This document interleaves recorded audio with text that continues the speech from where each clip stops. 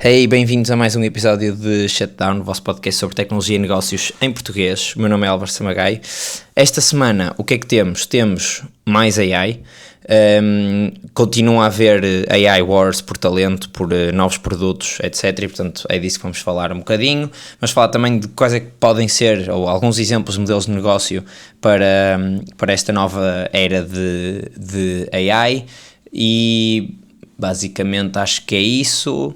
Depois umas coisas assim mais rápidas para o final, mas é isso. O que é que está a acontecer no mundo da AI? Porque é isso que está a mexer agora, muito dinheiro, muito interesse, muitas empresas, como é que elas estão a organizar e para onde é que caminhamos, ou como é que as outras empresas podem adaptar a este domínio, digamos assim. Se têm gostado do que têm ouvido, partilhem isto com alguém, deixem as estrelinhas, deixem algum comentário sobre o que vão ouvir durante o episódio, se não concordam, se gostaram, não gostaram, qualquer coisa, feedback é sempre bem-vindo e é isso, partilhem. Acho que a única coisa, se puder pedir uma coisa, é isto. Partilhem este episódio com alguém que achem que vai achar o tema interessante e vamos para o episódio.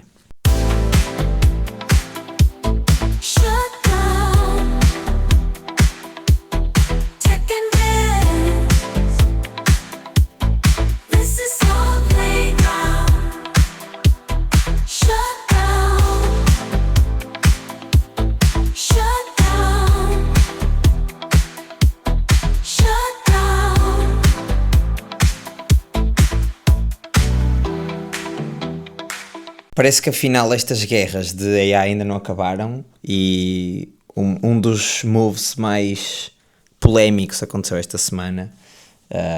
Isto foi algures há 3 ou 4 dias. O que aconteceu então? Havia uma startup que se chamava Windsurf e que era um competidor do Cursor, portanto um IDE, ou seja, uma plataforma que usa AI para facilitar o desenvolvimento de software. Muitos software developers já usam o Cursor, usam aquilo como se fosse tipo um Copilot que ajuda a escrever código mais rápido e depois no fundo eles só têm de validar se aquilo que o Cursor escreveu, ou neste caso o Windsurf, está correto e portanto conseguem acelerar imenso o seu desenvolvimento e melhorar muito a produtividade que apresentam às empresas. A OpenAI queria comprar uma destas empresas, porque eles têm o seu agente de desenvolvimento de código, que é o Codex, mas aquilo não é, pelo menos da experiência que eu tive, aquilo não é muito bom a desenvolver código, ou seja, a criar novo código, é mais a gerir o deployment e a gerir uma série de coisas mais relacionadas, talvez, e se calhar a malta que é mesmo de software developer vai ter aqui uma maneira melhor de explicar e que eu visto, mas basicamente está mais ligado à parte de deployment e a gerir essa parte do que propriamente a desenvolver novas ferramentas.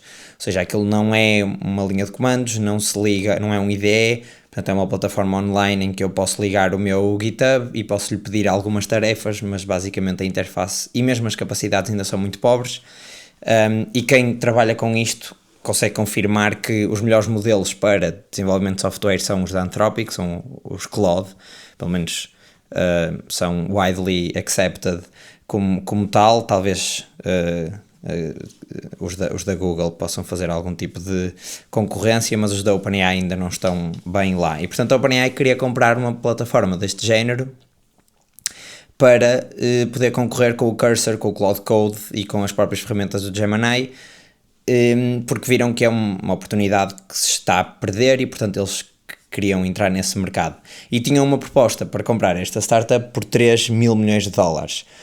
No entanto, na sexta-feira, portanto, no dia em que eu gravei o último episódio, acabou o tempo em que eles tinham exclusividade ao deal, ou seja, a Windsurf e a OpenAI fizeram um acordo em que até aquela sexta-feira eles seriam as únicas pessoas que poderiam comprar e eles não poderiam aceitar mais nenhuma oferta.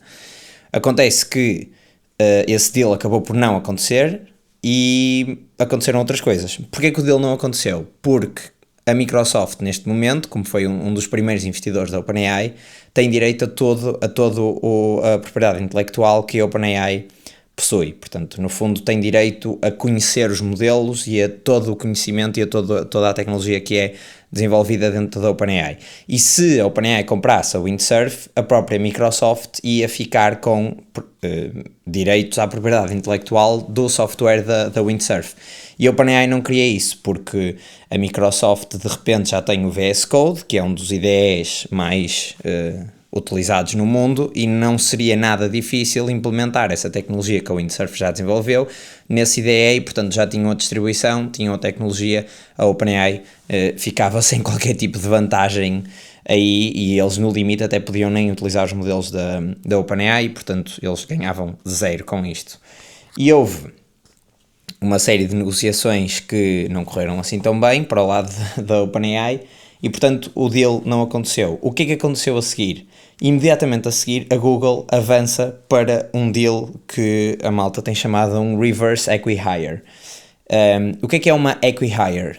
Portanto, se partirmos a palavra Acquisition mais Hire, é uma técnica que algumas empresas utilizam quando querem implementar novas tecnologias ou ter acesso a novas tecnologias, mas sem manter no fundo a empresa que estão a comprar. O que fazem é que compram a empresa, transferem a equipa para a empresa mãe, digamos assim, e depois matam a outra startup ou outra empresa que foi comprada e basicamente migram todos os produtos para a empresa mãe. E portanto foi uma acqui-hire, eu queria acesso àquela equipa que está a desenvolver alguma coisa que eu não tenho dentro da minha empresa, e portanto vou comprar a empresa, matá-la, mas já tenho a equipa. Neste caso, eles fizeram uma coisa um bocadinho diferente, mas que tem uma razão de ser, a meu ver, e basicamente o que é que eles fizeram? Então, a Google pagou 2,4 mil milhões de dólares, ou seja, um valor muito próximo do valor que a OpenAI ia pagar pela empresa toda, mas por duas coisas. A primeira foi para contratar o CEO, a founding team e uma série de top tier engenheiros top tier lá da Windsurf. Portanto, essa malta toda migrou para a Google. E depois também foi para um deal de licensing, ou seja, para poder utilizar o software deles da Windsurf em produtos da Google, mas esse deal nem sequer era exclusivo, ou seja, a Windsurf consegue vender na mesma o seu software, ou seja, licenciar o seu software a outras empresas. Portanto, o que é que isto me indica assim à primeira vista? O que eles queriam na verdade era o talento, ou seja, eles provavelmente podem tentar integrar o software da Windsurf, mas se calhar nem se vão preocupar muito com isso, porque senão teriam comprado direitos exclusivos ou teriam tentado comprar a empresa tal como a OpenAI fez, até porque o valor era praticamente, eu sei que isto são milhões de dólares, mas entre 2,4 ou 3 mil milhões de dólares, para a Google há de ser basicamente a mesma coisa. E o que eles querem na verdade é pegar nesta equipa e desenvolver as mesmas ferramentas ou parecidas às que eles estavam a desenvolver na Windsurf e sair. Provavelmente esta malta que era founding team não teria nos seus contratos cláusulas de não competição, não é? Porque a empresa era deles, ou seja, eles podem sair para fazer exatamente a mesma coisa e competir com a empresa que estavam a fundar. E porque é que há aqui ainda mais um passo de genialidade neste Reverse Acqui-Hire? É que isto faz com que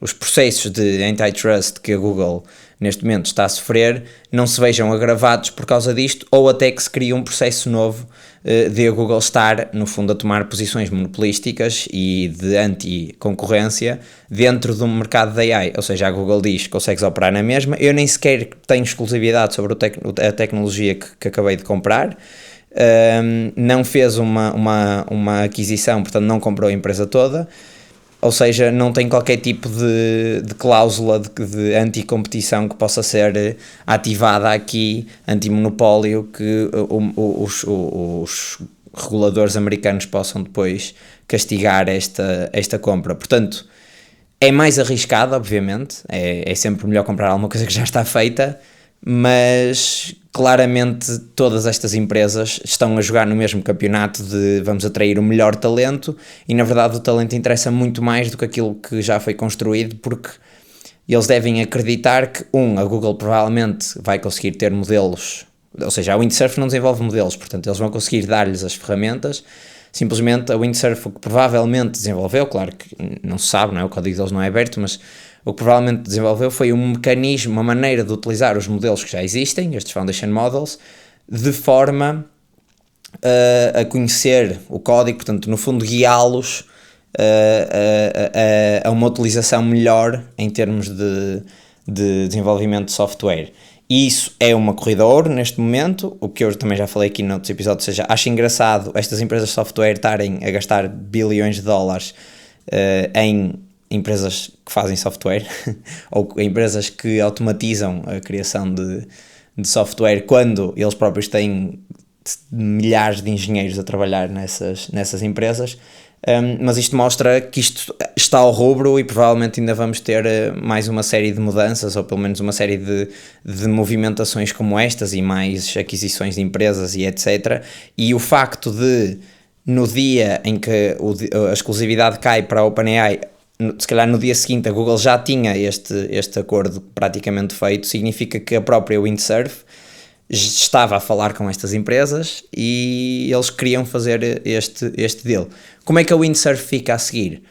Fica com mais de 2,4 mil milhões de dólares em caixa, não é? Porque encaixou esse valor do licenciamento da Google, mas acho que a longo prazo provavelmente será uma má jogada, que na verdade para os founders não foi, porque eles vão sair para a Google e devem ir com compensation packages gigantescos, também não sabem isso, mas não devem ser poucos, não é, para sair da sua empresa. E agora cabe à equipa que fica sem os seus melhores talentos e sem a sua equipa de fundadores, ou seja, não fica lá ninguém da fundação da empresa, de conseguir levar aquilo para a frente e de conseguir continuar a fazer a concorrência. Agora, neste caso, não só ao Claude e ao Cursor e etc, como também à própria Google, e aqui é uma concorrência um bocadinho mais desleal, porque a Google sabe tudo sobre como é que a Windsurf funciona e a Windsurf não sabe nada sobre como é que a Google funciona, sendo que a Google tem os modelos e o conhecimento. Portanto, acho que não vai ser um futuro muito brilhante, quer dizer, não seria um futuro que eu me importasse de estar, porque 2,4 mil milhões de dólares, a equipa acho que são 250 pessoas, claro que isto não é assim distribuído, mas dá para uns anitos ainda a funcionar, e mesmo que fechem a empresa e depois distribuam dividendos, aquilo ainda deve dar algum retorno, mas em termos de outlook da empresa em si, acho que não é brilhante e não costuma correr bem para estas empresas que sofrem estes movimentos assim. A Microsoft também já tinha feito uma coisa parecida, que foi pagar 600 mil dólares pelo CEO de uma empresa que se chama Inflection, e que estava a desenvolver modelos novos, estes sim estavam a desenvolver modelos novos, e que depois do CEO da Inflection sair para a Microsoft, a empresa acabou por ter de fazer um pivot e começar a desenvolver ferramentas com base nesses modelos e não os modelos, porque de repente perdem a sua estrela, perdem provavelmente a pessoa que era bem relacionada dentro da empresa e que conseguia chegar às rondas de vários milhares de milhões de euros para eles continuarem a desenvolver o software, e portanto perdendo essas estrelas nas equipas, as empresas depois acabam por não conseguir dar a volta, ou muitas delas acabam por não conseguir dar a volta, e estas Big Tech, como têm recursos infinitos, no fundo conseguem matar estas coisas. Ainda sobre AI, até há mais duas histórias aqui. A primeira é que dentro do universo de empresas do Elon Musk, a SpaceX teoricamente vai investir 2 mil milhões de dólares na XAI. A XAI e o X, portanto a XAI e o Twitter, fundiram-se há pouco tempo e atingiram uma valorização de acho que são 130 mil milhões de dólares. Isto tem uma estratégia por trás, que eu também já vou falar, mas antes de irmos a essa estratégia, agora a SpaceX quer investir 2 mil milhões de dólares na próxima ronda de 5 mil milhões de dólares.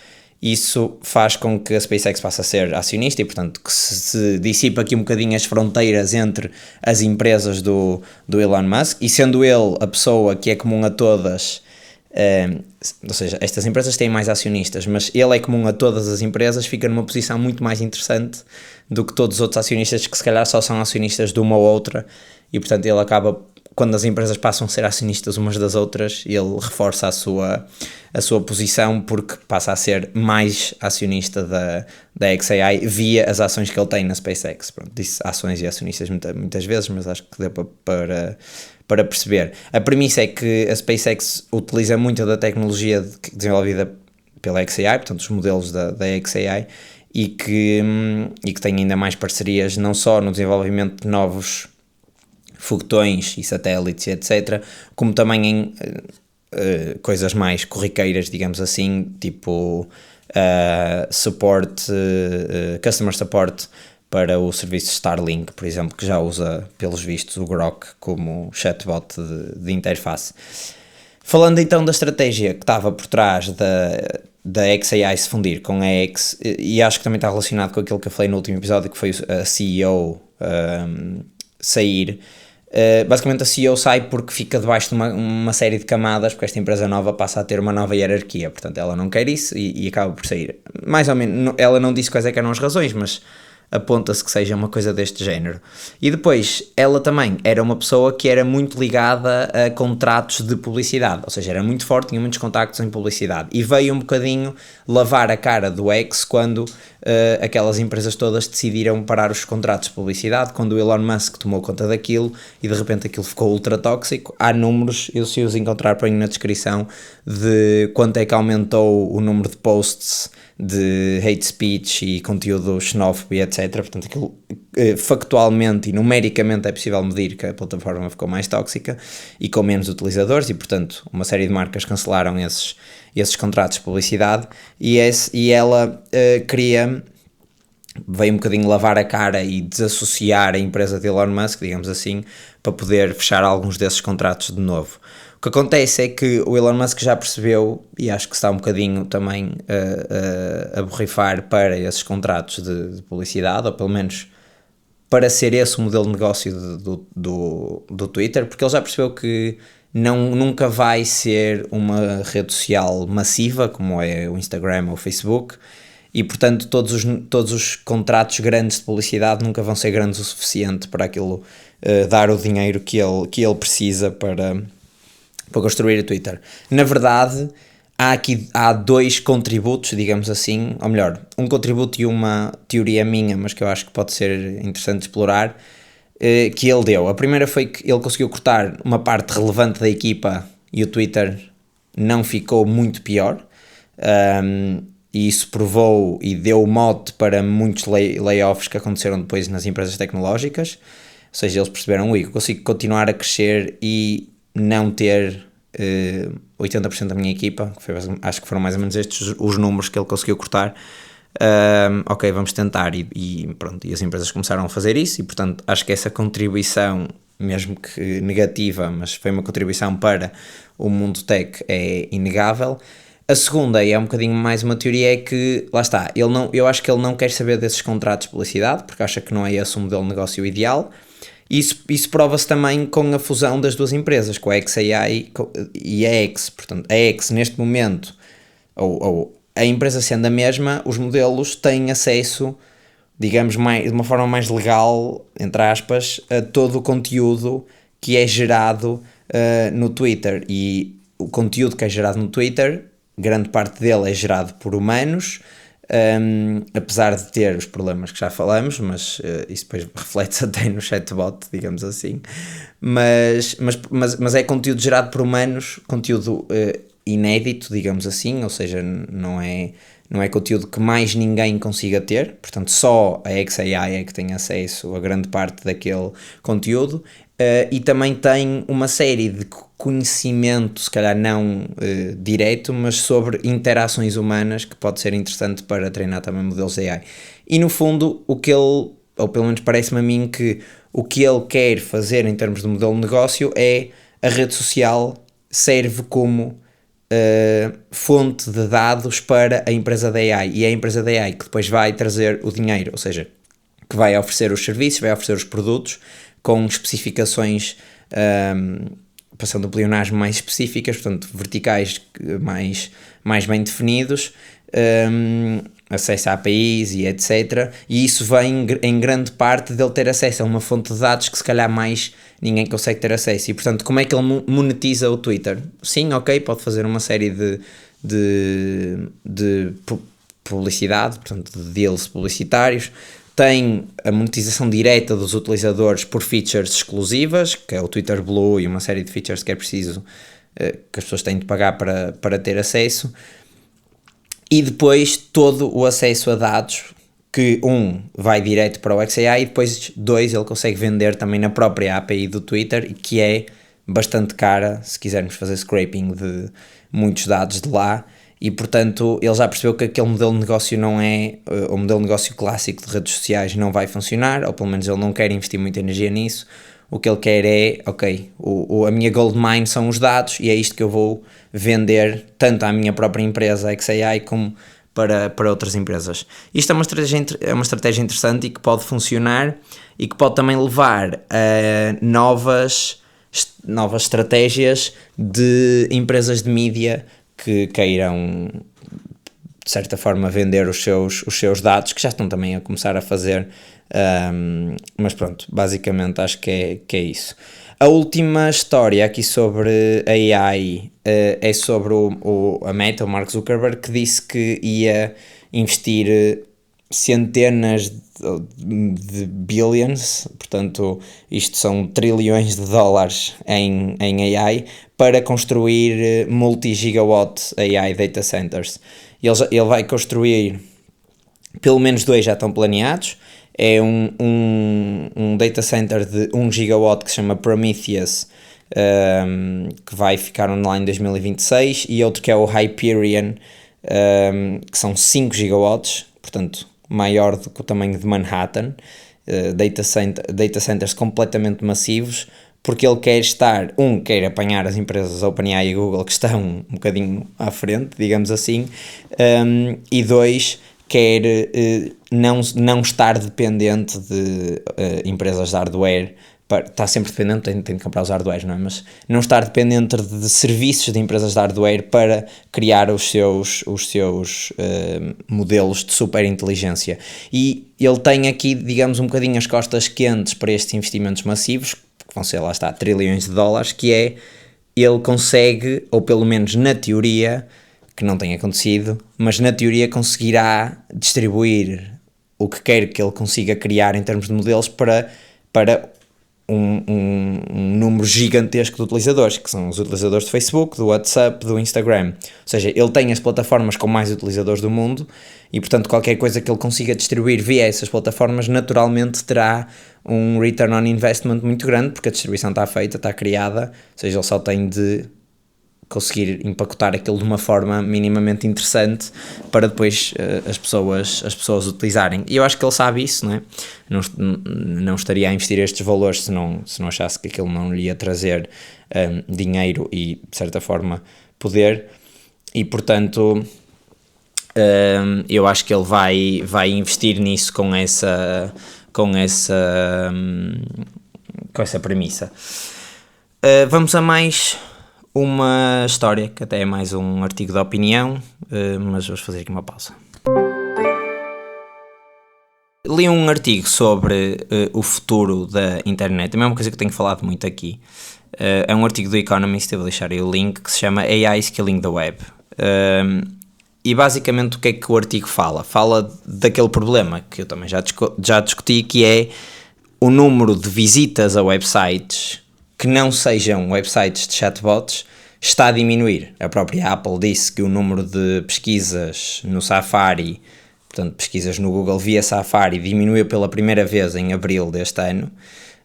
Isso mostra que as pessoas estão a preferir fazer pesquisas via chatbots e menos via motores de busca, e acho que qualquer pessoa aqui que está a ouvir certamente é utilizadora de ChatGPT, ou se não for, deveria ser, ou de um produto semelhante, e que já passou por isto. A própria Google neste momento tem aqueles AI Mode em que já dá respostas mais ou menos diretas àquilo que nós perguntamos, baseado em conteúdo, mas que depois muitas das pessoas não carregam nesse conteúdo. E para referência, eu aqui no artigo, tem um gráfico que mostra o número de pesquisas em motores de busca ao longo do tempo desde junho de 2024. Junho de 2024 é a referência, portanto é o 100%, e o que se vê é que todas elas sofrem uma queda, portanto todos os tipos de pesquisa. Eles aqui têm várias categorias. Tem uma categoria que é geral, depois tem Science and Education, Reference Materials, News and Media e Health. News and Media, curiosamente, até é o que se manteve melhor, e eu acho que isto tem a ver com o tema que eu vou falar a seguir. O que teve a maior queda, e é uma queda bastante acentuada, portanto 30%, ou seja, em junho de 2025 houve menos 30% de pesquisas sobre este tema do que em junho de 2024, que é saúde. Portanto, houve menos 30% de visitas a websites e de pesquisas em temas de saúde. Isto significa o quê? Não significa que as pessoas não querem saber da sua saúde, significa que as pessoas, muito provavelmente, em vez de irem ler aqueles websites que têm informações sobre doenças e depois tentar perceber qual é que é aquela doença, as pessoas agora fazem a pergunta ao ChatGPT, conseguem enviar fotografias, conseguem enviar os próprios exames ou qualquer coisa que queiram enviar. O ChatGPT dá algum conhecimento, claro que ele tem sempre aqueles guardrails a dizer, olha, tu devias ir ao médico, ou não te vou dar essa informação porque acho que é uma informação que devias ir ao médico. No entanto, se calhar chega a um ponto que é suficiente para as pessoas tirarem as suas dúvidas. E eu venho aqui declarar neste podcast que o Dr. Google está em coma neste momento, portanto está quase a morrer. Acho que neste momento o Dr. ChatGPT está a roubar-lhe muito trabalho. Continua a ser, o Dr. Google continua a ser o vencedor, não é? 70% versus 30%, mas, melhor, isto é relativo, mas em número de pesquisas, claramente, o Google ainda ganha muito, mas as pessoas estão a preferir a experiência, ou pelo menos é isso que se percebe, que estão a preferir a experiência das respostas em formato chat do que propriamente de pesquisar sintomas no Google e depois tentar descobrir nas páginas dos hospitais ou nas páginas das associações e das clínicas sobre essas doenças. Eu achei isto super interessante e isto leva-me depois àquela questão das notícias, de porque é que eu acho que as notícias ainda não sofreram muito e mantêm-se ali nos 95, mais ou menos, pelo que vejo aqui no gráfico, portanto caiu, mas não caiu muito. Isto tem a ver com uma coisa que é, claramente a internet mudou. Portanto, as pessoas agora vão fazer mais pesquisas em formato chat, o próprio Google já percebeu isto e, portanto, também não tem pudor nenhum em matar, de certa forma, os resultados dos links azuis, a lista de resultados para as pessoas navegarem, a menos que eu queira ir a uma página específica. Se eu quiser saber uma informação, provavelmente aqueles AI Overviews ou AI Mode da Google vai-me responder, ou seja, tanto na Google como no ChatGPT, isto vai fazer reduzir o número de visitas overall. E, portanto, lá está, a internet é um sítio diferente. No entanto, se nós contarmos com o número de visitas feitas, ou seja, o número de visitas total feitas, onde se incluem pessoas e bots, o número de visitas aos websites nunca foi tão alto na história da internet como é agora. Isto porque estes bots conseguem visitar muitos mais websites do que as pessoas e, portanto, quando eu faço uma pergunta e ele precisa de ir buscar informação à internet, vai fazer uma série de visitas num tempo recorde e ler aquela informação super rápido que eu, humano, não consigo processar aquela informação tão rápido. E, portanto, na verdade, estes websites estão a ser visitados. Não estão a ser visitados por pessoas. Isto significa que, isto também é um tema que eu tenho falado, mas agora tenho aqui 3 ideias novas, que são do artigo, mas acho que pode haver espaço, se calhar, para depois a malta pensar mais sobre isto. Isto significa que tem de haver uma maneira de conseguir monetizar estas visitas. Ou seja, muitos dos serviços da internet dependem de visitas.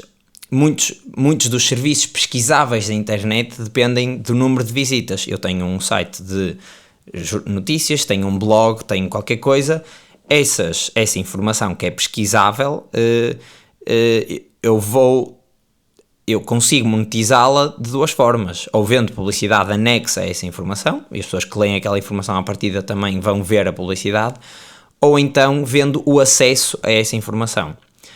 O acesso a essa informação é uma coisa que à partida vai continuar como está, ou seja, se eu tiver um jornal, vamos dizer o Economist, em que todos os artigos, ou praticamente todos os artigos, têm paywall, eu se quiser ter acesso àquela informação, o ChatGPT não me vai servir de muito, porque ele não vai conseguir passar a paywall na maioria dos casos.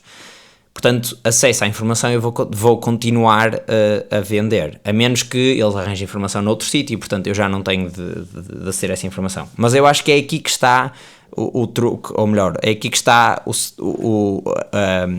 a razão pela qual a visita a jornais não desceu assim tanto. É porque muitos deles começaram a impor mais paywalls, ou seja, há jornais que agora têm 100% dos seus, 100% dos seus artigos sob paywall, porque as visitas que vinham do Google desceram de 60% ou 70% para 30%. Portanto, estes casos existem e eles já não conseguem vender só a publicidade porque têm muitos menos cliques. No entanto, portanto, o acesso à informação está vedado e à partida não vai mudar ou não vai mudar de forma drástica. No entanto, a publicidade vai mudar, porque as pessoas já não vão lá e, portanto, se eles querem vender publicidade, vão ter de vender publicidade de outra forma. E há aqui 3 empresas que estão a fazer novos modelos de negócio para a internet, e eu acho que quem conseguir unlock isto vai também desbloquear muito valor e provavelmente muita riqueza. Um deles é a Cloudflare, basicamente faz hosting de websites e etc. e faz proteção contra ataques de bots e ataques de hacking. E uma das coisas que a Cloudflare está a fazer é a premissa de a informação é de acesso gratuito para os humanos, não é de acesso gratuito para os bots. Portanto, se os bots querem aceder àquela informação, têm de pagar. E depois nós fazemos revenue share com o dono destes artigos. Isto porquê? Porque eu, se for uma grande publicação, sou o Economist, sou o New York Times, eu consigo fazer licensing de todo o meu conteúdo, que é um portfólio gigantesco de conteúdo muito valioso, a essas plataformas por um valor qualquer. Mas se eu tiver um blog ou uma coisa mais pequena, eu não tenho poder nenhum para negociar com a OpenAI, nem sequer para os processar se vir o meu texto a ser utilizado lá. E, portanto, estas plataformas agregadoras é que têm de interceder pelas pessoas, ou pelos utilizadores e pelos negócios mais pequenos. Um deles é a Cloudflare, que está a fazer uma coisa deste género, ou seja, eu que tenho um site alojado na Cloudflare consigo bloquear o acesso a bots, se queira ou não é diferente. Se eu estiver a vender acesso à informação, provavelmente quero. Se eu estiver a vender acesso a um produto, se calhar não quero que o ChatGPT conheça o meu produto de fio a pavio, porque isso é a nova versão da SEO, é Chat Engine Optimization, não sei, qualquer coisa do género. E portanto, a da Cloudflare é isso. Depois há outro que se chama ProRata, que no fundo o que está a fazer é, sempre que houver informação que vem de uma página que tenha publicidade, essa informação tem de ser partilhada, ou seja, o dinheiro da publicidade terá de ser partilhada com a pessoa que não viu a publicidade e, portanto, com a pessoa que tem o website com a publicidade. Fui um bocadinho confuso, mas se o meu conteúdo tiver publicidade e o meu conteúdo for utilizado para uma resposta a um chatbot, aquele dinheiro, o chatbot tem de pagar o equivalente à publicidade para eu receber numa proporção que está ajustada ao que é a quantidade de informação que eu ofereci àquele resultado, digamos assim. E o terceiro, que eu acho que é, digamos, o mais interessante, é uma empresa que se chama, deixa-me ver se não falha aqui o nome,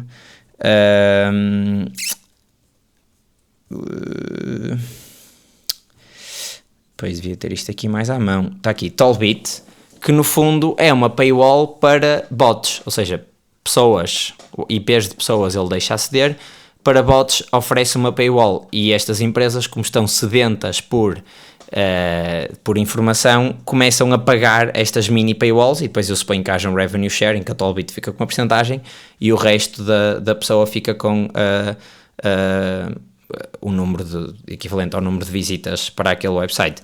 Eu acho que isto é um ótimo modelo de negócio, porque lá está, estes chatbots fazem muitas mais visitas, se eu tiver conteúdo realmente valioso, eles vão ver o meu conteúdo. Quantas mais visitas, melhor, e vão ser mais visitas do que os humanos, certamente. Não bombardeio o meu site com publicidade, que muita dela é de qualidade fraca e, portanto, dá um aspecto muito inferior ao meu website. E, portanto, acho que overall acaba por ser positivo, se calhar, para a internet. É preciso curar o conteúdo para estes chatbots terem acesso e, se calhar, pagar um serviço deste género. Mas se eu fosse agora começar uma empresa de informação na internet, eu provavelmente faria algo neste sentido. Era uma paywall ou não para utilizadores e depois fazer uma paywall para os bots, porque eles vão fazer muito mais visitas e se eles querem dar informação de qualidade, essa informação paga-se. E na verdade as pessoas, como estão a ir via ChatGPT e estão a pagar subscrições a ChatGPT e tal, não faz imenso sentido, se eles estão a usar a minha informação, eu ganhar algum dinheiro com estar a disponibilizar isto. Portanto, pensem aí, se calhar, qual é que vai ser o próximo modelo de negócio da internet. Claramente este da publicidade está um bocadinho esgotado, exceto em vídeos e podcasts. Portanto, acho que we are good.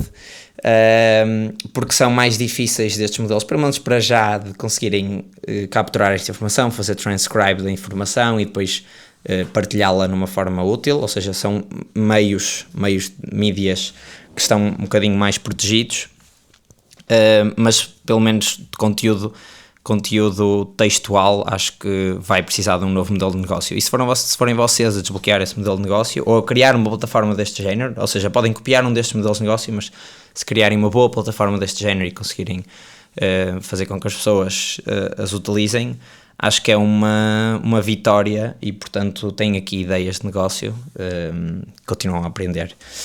Pronto, vamos agora só assim uma outra mais rápida antes de fechar, mas as histórias grandes são estas.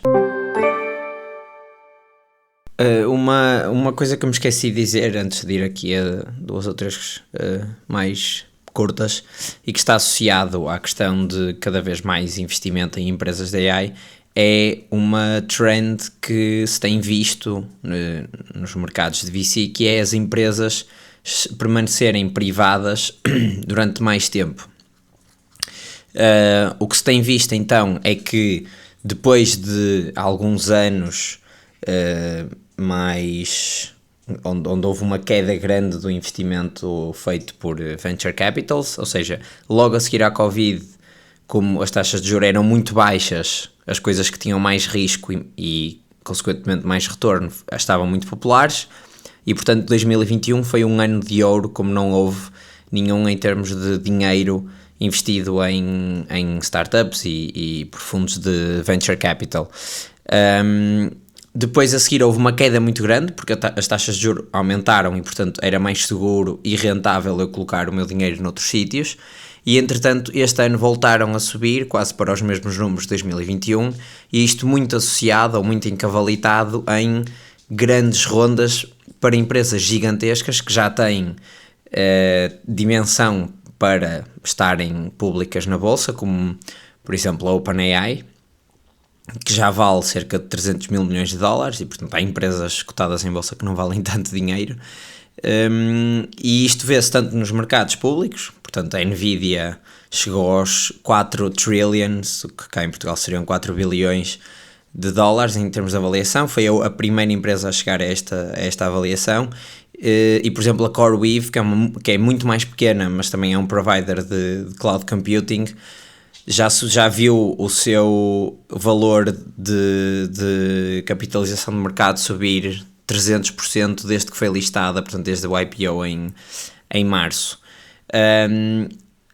Uma coisa curiosa é como é que estas empresas, ou seja, eu invisto numa empresa e o meu objetivo como investidor de VC é que depois é conseguir fazer um exit e, portanto, multiplicar o dinheiro que eu coloquei lá.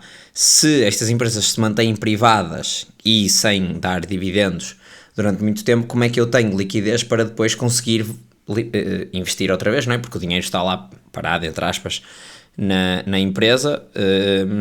O que se viu é que houve um aumento do número de negócios a serem feitos em secondary, ou seja, malta que tem posições nas empresas a vender a outra malta que quer entrar por uma avaliação X que é acordada naquele dia. No entanto, isto representou apenas, no primeiro quarto de 2025, 60 mil milhões de dólares. E eu digo apenas porque, quando comparamos isto com